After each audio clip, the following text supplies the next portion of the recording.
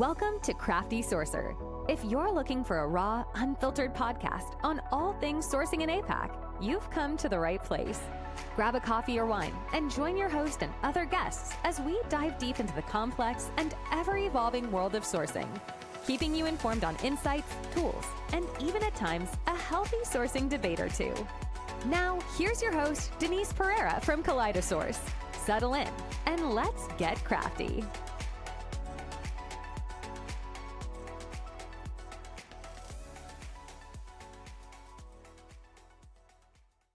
We are back with another episode of Crafty Sourcer. Now, this week we have a super fun episode as we bring together three Aussie icons in the talent and podcasting space. Now, each of them bring a very unique perspective and style to the Aussie talent landscape. Let's see if you can figure out who it is. Let's go to our first guest. Welcome to Rubber Band Live, the Australian talent acquisition, vodcast and podcast. I am Edan Haddock, your host and the creator of Rubber Band, the recruitment network for all. Let's go live. Love it. And I guess we know who the other two are. Figured it out? Love it. Oh, jeez. Oh, no. Hi, everyone. Welcome to Tarpod. I'm Craig. And I'm Lauren. Yay! You're good at what you do, mate. That was amazing. What an amazing start to the show. So, Lauren, Edan, Craig, thank you so much for joining Crafty Sourcer. Now, I have to, before I start, say this, that I am super excited to have you all because when I started my podcasting journey, I took a leaf out of all of y'all's book, and y'all have been doing this for much longer than I have. So I'm so happy to have you all as part of the Crafty Sourcer today. So let's get into it. Let's get crafty.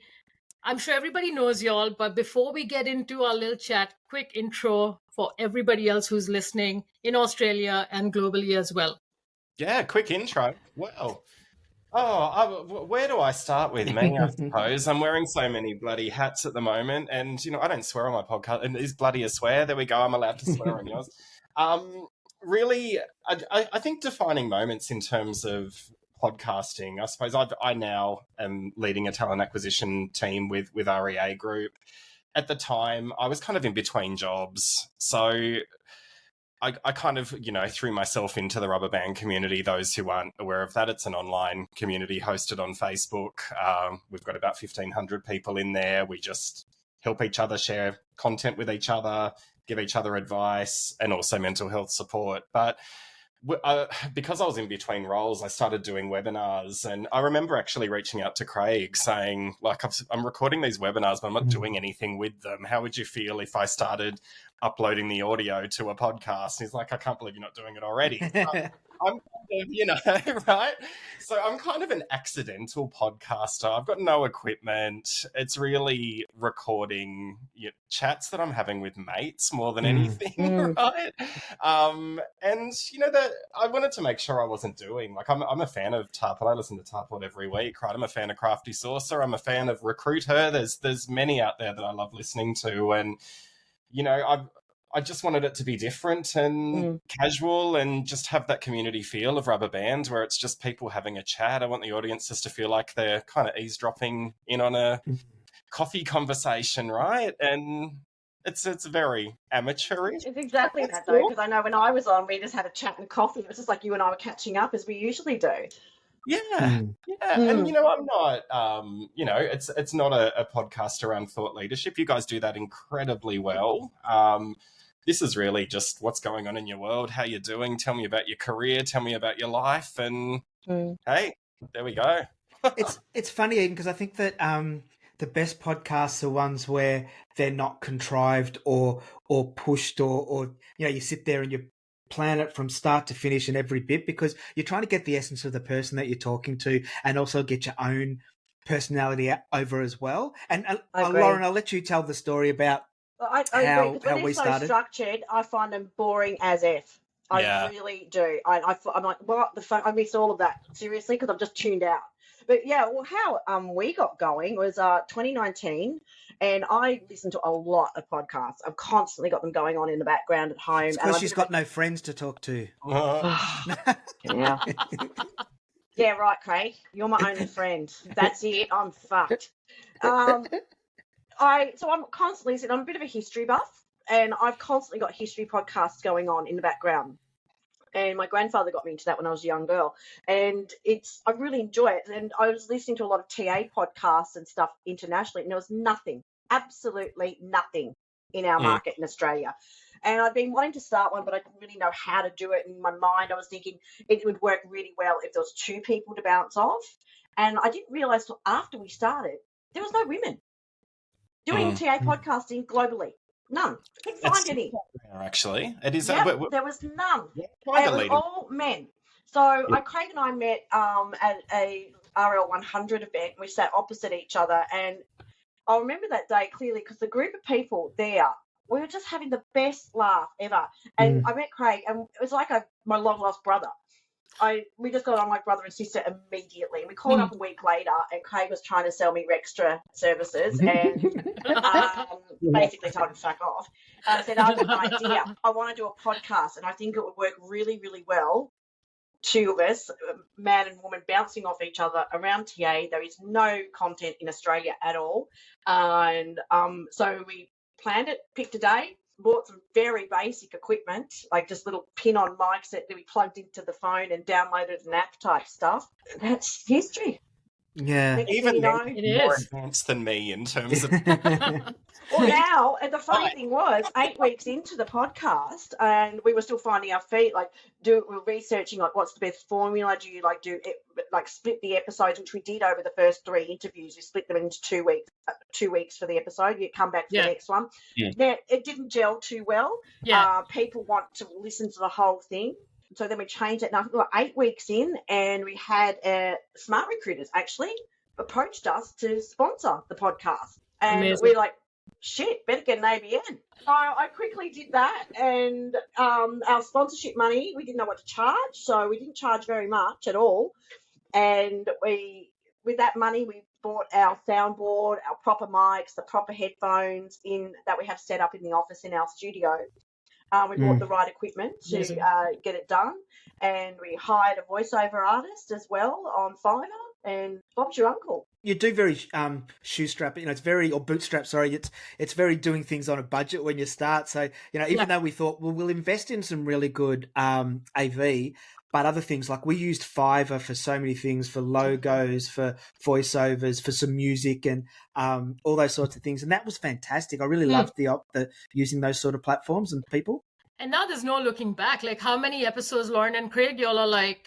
Over 300 now. episodes now? Yeah, 305 this week. So, yeah. So we release 2 a week now. We have every Monday, the podcast goes out, as you all know. And every Wednesday, we have partnered with our friends over at Indeed, and they sponsor The Scoop, which is our news podcast, bringing just tidbits of news, funny stuff, serious stuff, talking about the economy and how it's going to impact talent, recruitment, any redundancies that are coming through, all of that type of stuff. We always find something funny in the news too. There's always some dickhead out there that's done something. Yeah. Something stupid and moronic that we can pop on there for a bit of a laugh. But it's been an amazing journey, and with meeting Craig, he's become my best friend. Oh, sweet. Isn't that sweet? Are you going to tell us what his OnlyFans account is called as well? His OnlyFans account's all about his feet. That's his I remember you talking about I've got pretty feet. What can I say? Well, if it makes you money, why not, right? So there's a recent storyline on EastEnders, actually. There we go. Craig's feet. That's his money maker. You know what? It's really interesting. Like I completely agree with the sentiment there from both Craig and Lauren in terms of. I mean, I didn't even have a job when I started doing it. Nor until recently, I haven't had any sponsorship for the podcast either. And you do just need to find your feet and do things in whatever works for you, right? I'm at 104 episodes now. I'm not even 12 months in. Fantastic. And it's just really pulling my mates together for a chat more than anything. I don't edit. I just really download. I use StreamYard is really great. I use StreamYard for webinars and things like that, and that works really well to record for me. And I think if you had said to me when we started this that last year we averaged 6,400 plus downloads, full downloads Wow. per week. That's if you told me amazing. that many people are going to tune in and listen to us talk, I would have gone, yeah, you're full of it. We've both Yeah. got big families, right? So they... I don't have stats anything like that, and that's okay. Yeah. and yeah, that's fine. Like, I mean, it's a podcast for our, for the rubber band community, and that's cool. I mean, but I think that's incredible. It definitely is. Yeah. I pinch myself daily, Eden, because I just cannot believe that it's grown so much. And I can't believe the amount of invitations we get to events. People are now paying us to speak and host their events. I think there are perks to it that you don't realise are going to come across, don't there? When you Absolutely, you know that yourselves when you started. Yeah, it's great. Well, that's it. You're putting, and this is one of my big passions, putting Australia on the world stage, right? Yes. And I don't. My community is all local. I don't have an international audience aside from, for some reason, Thailand, where it was. Did you do a Ladyboy episode once? Or?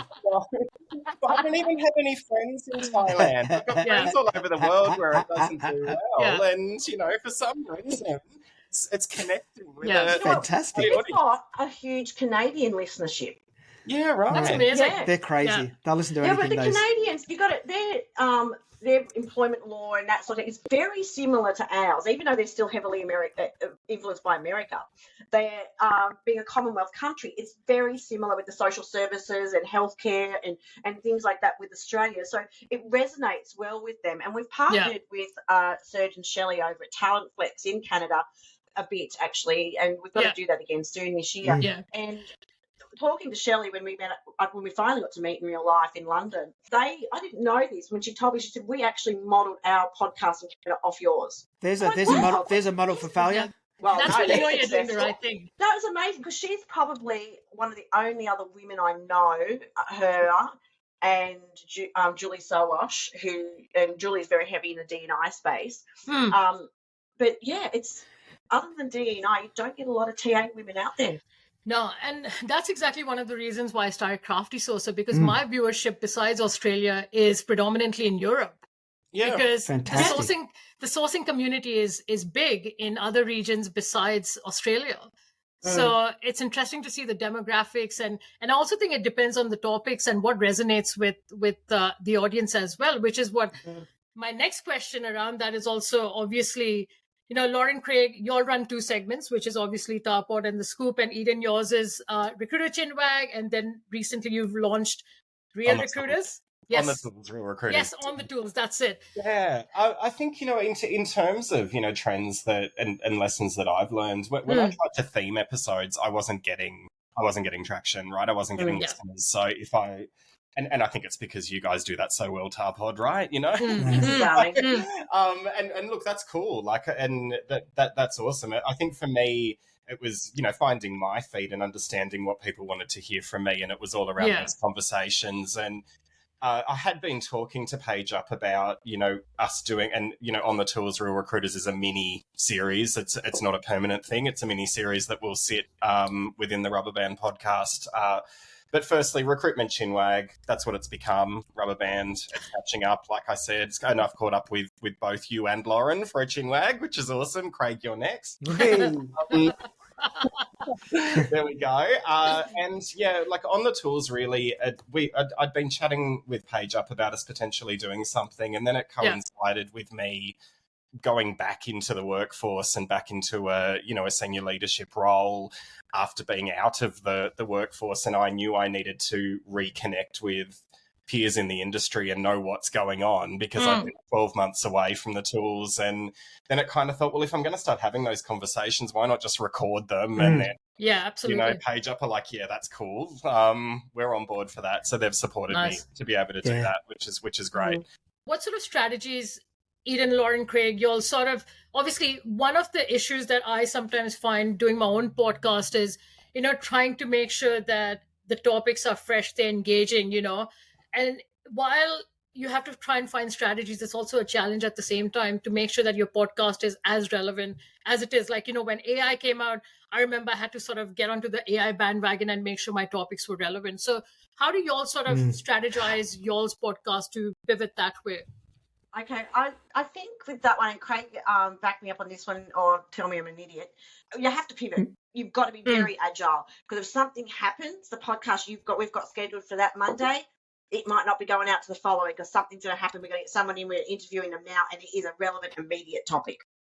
So we do have to be able to do that.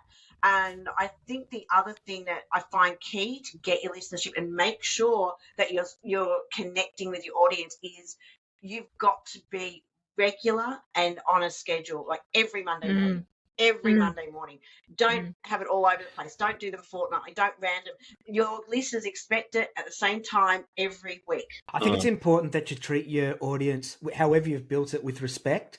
So, from our perspective, we try to make it easy to consume, easy to find, and also make sure we're playing to the lowest common denominator, which is usually me, to make sure that, that what you're talking about is coming across in simple language, so that, and also, like Lauren said, and I know Eden will back this up, and I think the first person to ever discuss this with us was Hung Lee, where he said that the scheduling or the regularity is key to being respectful to your audience once you've built it. Because he said told us a story once how he went on holiday and he was in a different time zone, but everything was ready to go at the right time. But because of the time zone, it didn't. And he started getting like welfare check calls. What's happened? Where's all these people are calling him. So, it's really important that once people have invested time with you as a listener, is that you have the respect to treat them the same way that, okay, we're going to provide you with the content that's relevant to you. But also, further to your point, Denise, getting content that's relevant and easy to consume is the single hardest thing that I find. And we probably do it in three ways. We look at things, like Lauren said, that are very topical, so we have to pivot on there.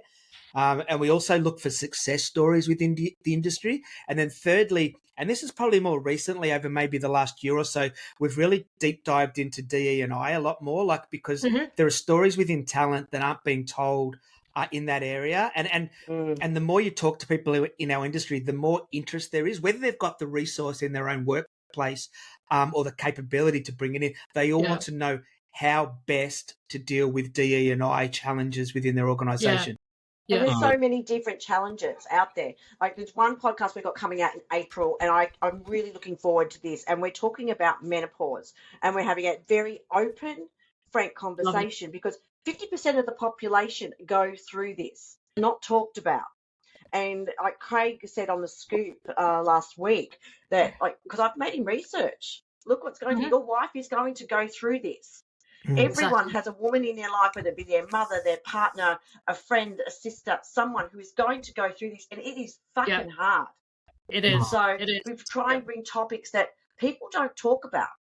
I'm a bit opposite, Denise, in all honesty. Like like I said, I learned early on that topics was a little bit of a challenge for me. So, mine's really, it's the people. And in order to make it fresh and engaging and relevant, it's personal storytelling and personal reflection. Of course. It's walking back in someone's career. And you do that so well. Really, it's a credit to how you do that. You're bringing stories for local Australian people that unheralded in a lot of areas, but also every time you catch up and speak with someone, there's learnings from it. And I think really to keep it, fresh is, I'm like all of you, right? Everyone that is on this podcast today is very passionate about diversity, equity, belonging and inclusion. For me, it's just making sure that I'm giving people a voice that don't always have a voice. Right? And making sure I don't release episodes of 5 men in a row or, 5 white people in a row, right? And I think that's where I get so much enjoyment from it. I mean, aside from the mini-series, Rubber Band Live is still not sponsored. It is really something that I probably get the most value from, because I get a lot of inspiration from every single conversation, and I learn something just by listening to their personal reflections. And with the mini-series, it's very similar, because I'm back in a leadership role. I don't know really what went on the tools over the last 12 months. So it's actually finding out, what are you focusing on for 2024? And I've already changed my strategy a couple of times based on those conversations, or making sure that I'm getting deep into areas that I thought Yeah. The data coming out at the moment is very interesting. It's not what the candidates are wanting and what some of the companies think they want is very different. Yeah. I think you make a very important point there, Eden, that, particularly the mini series, the On the Tools Real Recruiters, you're part of the audience and you're learning. And I think it's really important. And I often say this to Lauren, that the day that we're the smartest person in the room is the day that we should give this shit up, because we are not that. We want to be learning not. as well. Yeah. Yeah. So every time we have a discussion with someone, you want to walk away from it and go, oh, hang on, I got something out of that. So that means definitely whoever took the time out to listen will also have been able to take something away as well. Well, that's the Aussie way, right? We don't like to be preached at. Those kind of podcasts would not work here. Yeah. Well, we aren't the smartest in the room. We provide a platform for the smartest in the room. Because quite often people say, "Oh, you guys are experts." No, we're not. I'm just opinionated. As all recruiters are. As all we provide that platform, and I'm constantly learning, and people are picking me up on my mistakes and things like that all the time. Yeah. And the thing is, look, we're obviously not perfect. And like, I'm taking out a new segment and I've got a new co-host joining me as well. And it's all around TA tools and technology. So it could be like a Chrome extension. So really anything that TA can benefit from, we're going to be demoing those things out there. And it sort of came out from feedback around, hey, the podcast is good, but we want to hear more about tools, because when you put an AI lens, there's every day there's a new tool technology that's coming up. And within the TA sphere, right, we can't keep abreast of what's happening. So we're like, come on, we'll do the hard work for y'all. Y'all can still demo these things, but we'll talk about some of the things TA should be looking at now and implemented now. So I think we are all in a good spot. And I think where our podcast is sort of headed and what it's doing, we're all in a very sort of niche area of what we are bringing into the community. I mean, even with what you're doing with what it's recruiters on tools, the leaders on tools, I think that's fantastic. We're all showing a spotlight on different areas within the community that needs to. And even Lauren, I think what you all are doing is talking about taboo topics that people don't want to talk about or, be faced with. Menopause, menstruation, all that stuff, we need to be talking about. And similar to what you're saying too, Denise, I don't know how many conversations I've been in where, and you might even see it might be on Rubber Band on the chats, or it might be somewhere else, on the Slack one where people might say, "Oh, I need some help with X, Y, and Z," and then someone will say, "Oh, this tool," and you've got to act like you know what the fuck they're talking about. Right? I've never heard of this tool. I've got no idea, because like you said, something's coming out new all the time. And if you're providing a platform where people who are dumb and sitting in the corner and scared to ask questions, and you're providing them with that sort of stuff, it's such a benefit to everyone in their day-to-day job. Yeah. It's really cool, because often what you're sharing, Denise, and hats off to you for this, it could be a tool where they don't have a huge marketing budget, so we're not going to see them at the recruitment fairs and expos and events and all of that sort of stuff. Or it could just be, like you're saying, a plugin that we didn't know exists that we can actually just use immediately and not have to have an MSA in place or a negotiation or procurement. And it can just help us. And I think that's wonderful. It's that sharing. There is so much innovation going on, not just in Australia. I know I always harp on in Australia, but worldwide in terms of sourcing, right? And sourcing channels and sourcing tools and technology, and it's moving so quickly. There is no way we can keep on top of it if we don't have people like you sharing and helping. It's so wonderful. True. Now, we're almost towards the end, but I have one or two more questions. Then we're going to get on to the fun part, which is obviously it's a rapid not fun fire. Enough for you so far. Fun for you, maybe. Now, we've obviously been talking about AI. AI is the buzzword. We bloody see it in our dreams. People write vows using AI and stuff. But it's not a trend anymore. It's here to stay. We all know that. So y'all have had various guests, some phenomenal guests, throughout the years. Now, let's talk about some of the past trends that was spoken about that didn't probably eventuate, but you sort of see it gaining a bit more prominence or evolving in 2024. So, Craig, let's start with you. All right. What do you see? I think, don't forget the last 3 or 4 years have been unpredictable, different in anything we could have thought. So when some of these trends sort of first poked their heads up, sometimes they were shut down pretty early because of, change. So if we look at particularly when COVID first came, we were talking about making a way or trying to show and demonstrate value in the talent function to C-suite, right? Yeah. Then we went through this rapid growth of jobs and non-stop recruitment. So that sort of got put to the side because everyone was caught in the day-to-day, fill roles. And then over the last probably 6 to 12 months, when the heat's come out of the economy a bit, certain sectors are suffering. I'm seeing a push again. How do we demonstrate our value as a function to C-suite and beyond other parts of the business? You know, some people talk about the cohort of the hiring manager and some people talk about the cohort of the C-suite, but to demonstrate value is a key problem that we've had over a long period of time. We've tried to address it. It's gone away and now it's come back. And we do need to do that because if you couple in AI, there are functions or there are businesses at the moment who are going, where do we direct our spend? Do we direct it in investing in our talent function from a people perspective or the tech around it, which may be AI? So we've got to demonstrate our value. And that's what I see as the big challenge, but also a trend that we're going to have over the next 12 months. I think, and I am going to be a little bit controversial just because I love to, because I can be controversial on your podcast, Denise, and you'll forgive me. I think what we're seeing in 2024, we have spent more than 5 years talking about candidate experience and saying how crap it is, and we need to, and wonderful initiatives like Steve, circle back, all of this sort of stuff for us to commit to providing a great experience. I actually think we're rebelling at the moment. I'm feeling people are rebelling against, and there's a number of reasons for this, but advertising roles, traditional job boards, traditional application processes. That's one trend that I think is going to evolve, and you will, I'm not allowed to say too much, but you're going to see something pretty big from my side on that coming soon. Hey, watch this space. I'll come on Tarpod and tell you about it before we release it. But the other trend that I'm seeing, and we've always wanted it, Craig's right, we've always wanted to have this influence and this seat at the table. Several of the people I've been speaking with, the ones that I've been recording and the ones that I've just been bumping into and having a chat to, we really are seeing talent acquisition functions moving to talent management. We're getting involved in, and my team have just finished being in mid-year performance review conversations with the leadership of, REA right at the top of the business, workforce planning and succession.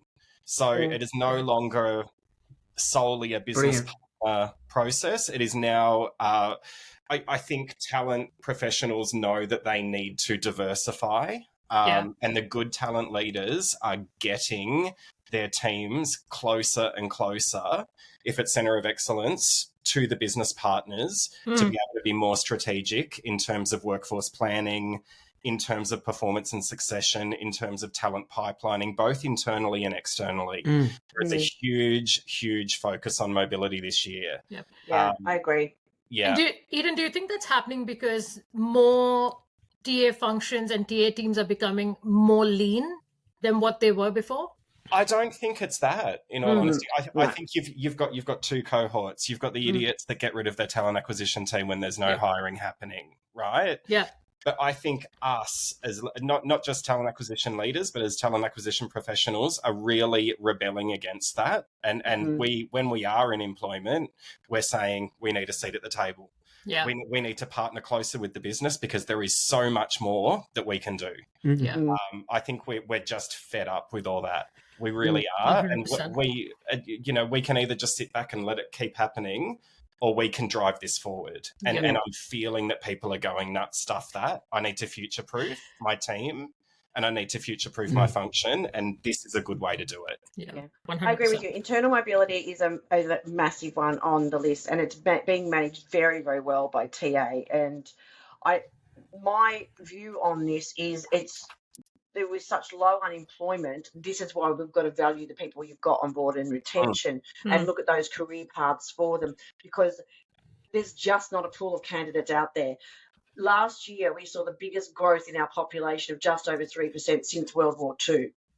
And we are still running at a candidate short market across multiple sectors here. So it's huge where we just can't get the right people and we're running short. And you're also looking that by 2030, the biggest immigrants into our country is going to come from India.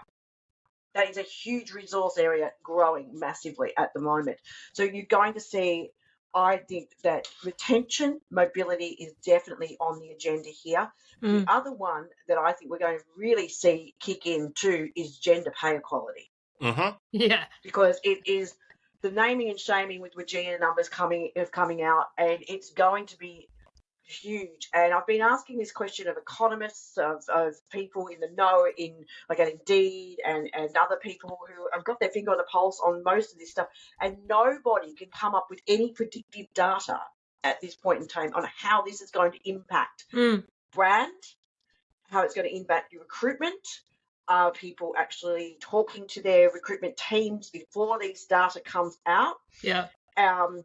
It's really going to highlight how many companies talk the talk but don't walk the walk. And how are we as TA professionals going to sell a company that has got a massive or even slight gender pay gap?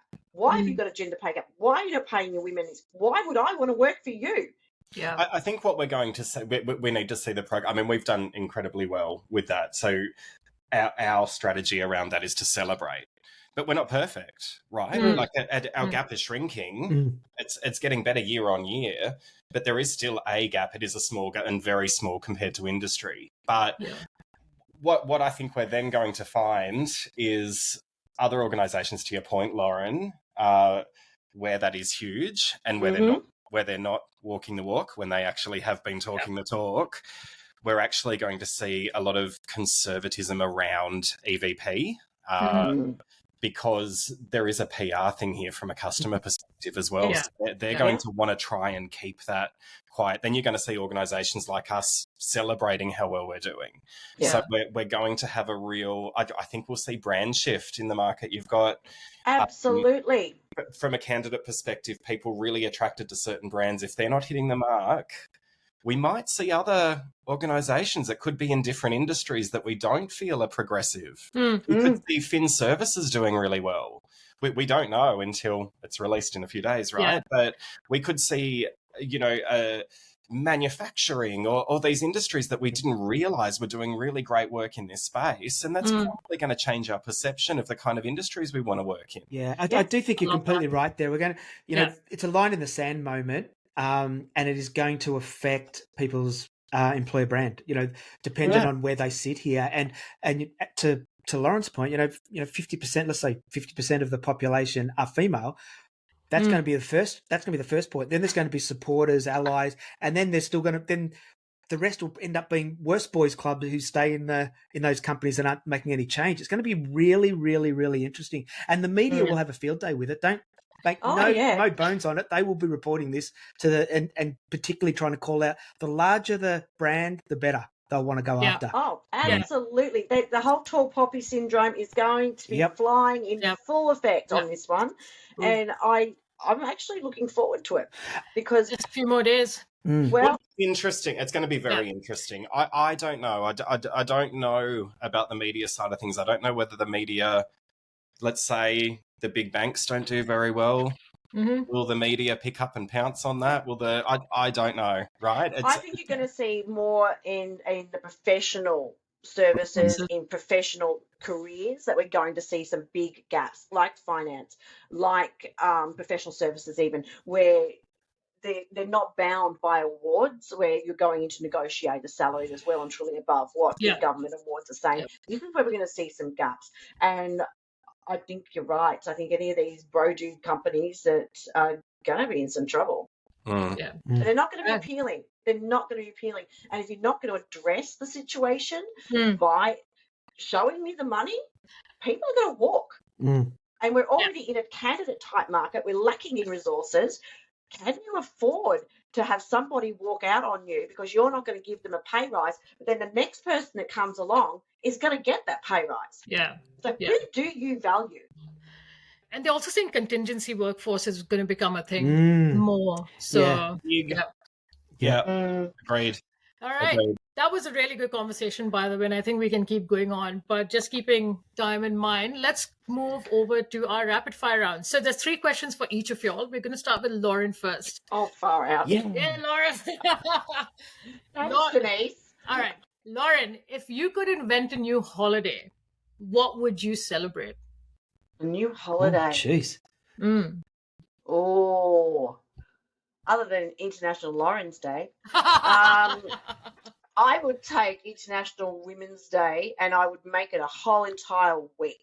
I would say let's celebrate it. One day is not enough. So much to talk about when you look at the history of women in the workforce. Yeah.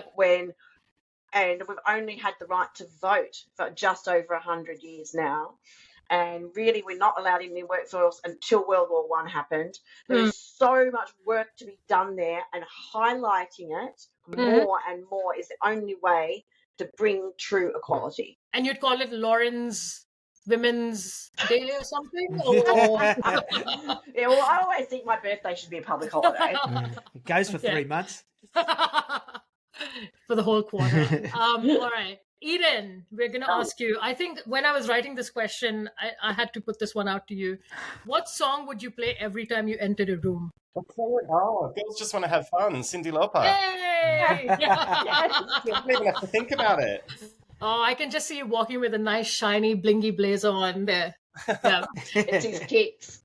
Craig, now this one, don't hate me for it, but I don't know why I thought of you. You wake up as the opposite sex. What's the first thing you do? No. Am I allowed to? I'd feel my boobs. I can do that anyway. If I woke up as a man, I'd want to pee. That's the first thing I'd want to do. Standing up too. Yeah. How much fun. We get it so much easier, don't we, Eden? Oh Yeah. my God. I couldn't wait to see Craig get his first period. Oh, jeez. Oh my God. Lauren, you're next. What's something you're really bad at, but you love doing anyway? Singing. Oh, okay. I can attest to that. Yep. Okay. I love singing. I think I'm Beyonce. I'm a very big Mary J. Blige fan. So Ooh, she's good. I'm Mary J. I'm reincarnated and I cannot hold a tune to save my life. Well, we know we're not doing karaoke with you then, Lauren. Oh, I fucking hate karaoke. Hate it with a passion. Eden, what would your warning label say if you came with one? My warning label? Uh-huh. Oh, my warning label. Don't water after midnight. I'm actually going to say do not touch because I'm one of those people that I've got a fear of being touched, not in a sexual way, just the doll where he touched you. Handle with care. I couldn't do massages or anything like that. I don't like no. So yeah, I'm a do not touch. That could also be used as a, do not, I'm invincible. There we go. There we go. Okay. So that means no massage vouchers for your birthday. No, then. thanks. Okay. No. Jason can have them. There we go. Awesome. Craig, the last one for you. If you were a superhero, what would your catchphrase be? Catchphrase for a superhero. He's tough, man. Tiny but tough. We're still talking about the superhero, right? Oh my God. Tiny but tough. Can you put that on your LinkedIn headline? I will. Actually, I might put it in my bio. Yeah. There you go. Lauren and Eden. Actually, it's the same question that I have for you all that I asked Craig, that if you woke up as the opposite sex, what's the first thing you'd do? So Lauren, you go first.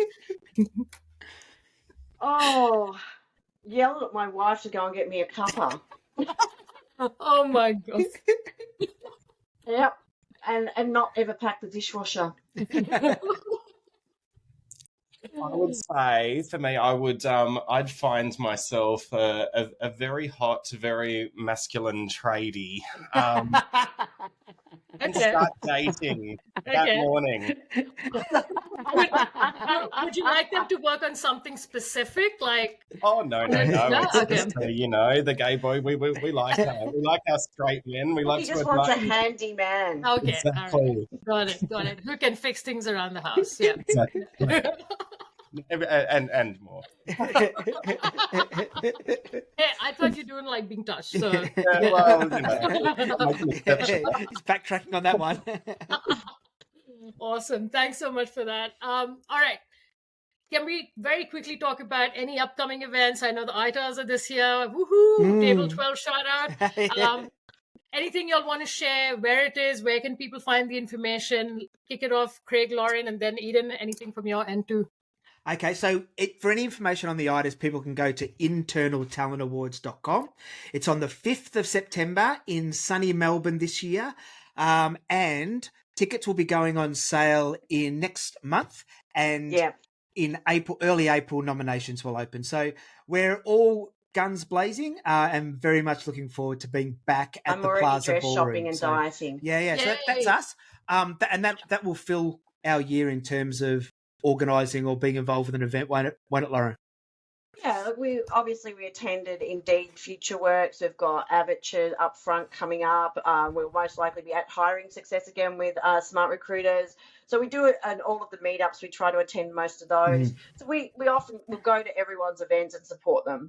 Yeah, awesome. Eden, anything from your side? Is it a panel van happening? What's happening on your side? Look, there is Bounce 4. There is. Look, I'm only doing one this year because I've got a job. But look, I am having another free event, free to attend online. Brilliant. It's really around celebrating Australian innovation. That is on Wednesday, the 8th of May. You can find the details in Rubber Band. So join Rubber Band on Facebook or go rubberband.com.au. You won't find the event because I haven't got around to putting it up yet. It's a little while away, but it's in May. Well, when you've got that sorted, let us know. We'll get it on the scoop for you. Fantastic. Thank you. What about you, Denise? You can register. That's up. It's in Rubber Band. Beautiful. Yeah. Awesome. Well, there's a sourcing summit happening in Sydney, April. So Filtersing still needs to release the information. It's not fully public just yet. But whoever is listening, come and support. There's amazing Australian speakers like Jess Gibson-Jones, probably some international speakers coming as well. I'm possibly emceeing the event. Woohoo. Don't know just yet. Hey, that's awesome. Yeah, so that might be happening. So come and support your local APAC speakers, please. But other than that, Eden, Lauren, and Craig, thank you so much for coming on the show, and loved everything, every second of your answers, especially the ones where y'all were the opposite sex. So, yeah. But thanks so much for inviting us on too, because I think it's rare that we get asked to do something like this, and it's so enjoyable because we don't have to worry about asking questions. We can just be off the cuff. So thank you, really appreciate it. You're welcome, everyone. And thank you, everyone, for tuning in, and stay crafty. Take care. Congratulations, Denise. Bye, everyone. Bye. Well done. Bye-bye. Thanks for tuning in to this week's episode. And we'll be back next week with another exciting episode. If you found this valuable, don't forget to subscribe and leave us a review. That helps others find the show, and we greatly appreciate it. Once again, happy sourcing and stay crafty. Until next time.